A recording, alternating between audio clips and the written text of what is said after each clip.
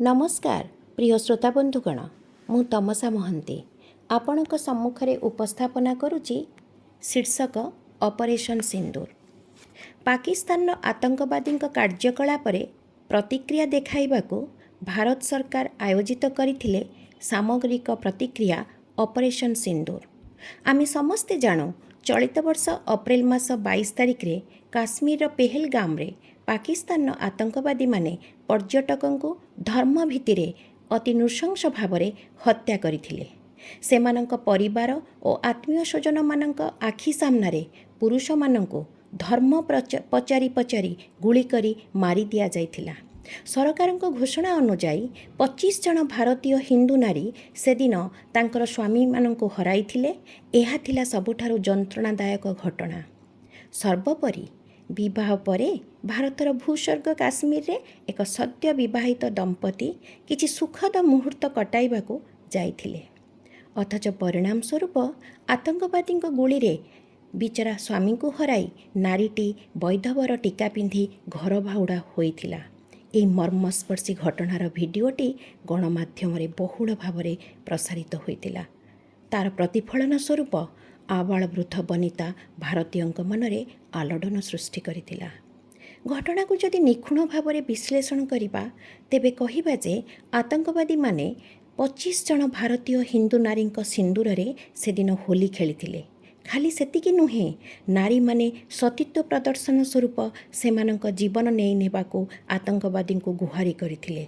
हेले आतंकवादींकर पाल्टा जवाब हतचकित करिथिला समग्र भारतवर्ष को। देशर प्रशासनिक व्यवस्था, सीमांत सुरक्षा व्यवस्था और सार्वभौमत्व उपरे प्रश्नबाजी उठिथिला। तेणु युद्धर अव्यवहित पूर्वर युद्धर नामकरण थिला एक बड़ निष्पत्ति।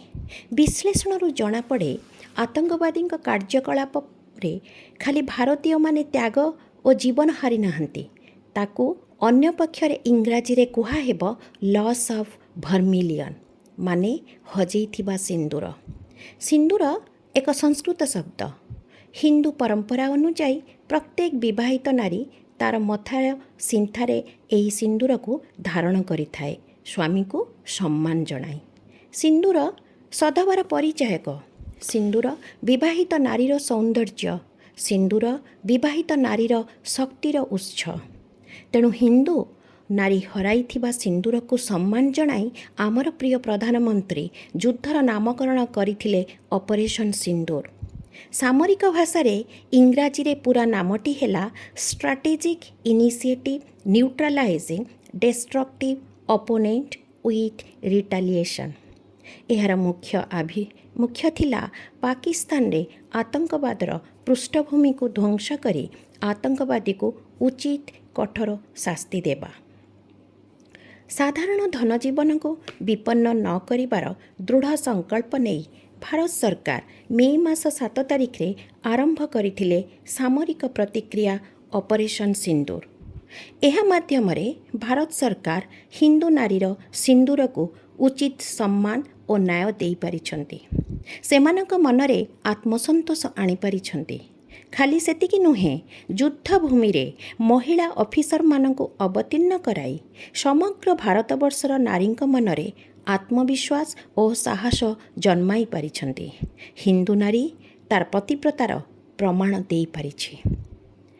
आज युद्ध उपरांत भी समग्र भारतर नारी आज उन्मादित और पुलकित जे सिंदूर जवाब अस्त्र रे देइथिबारो।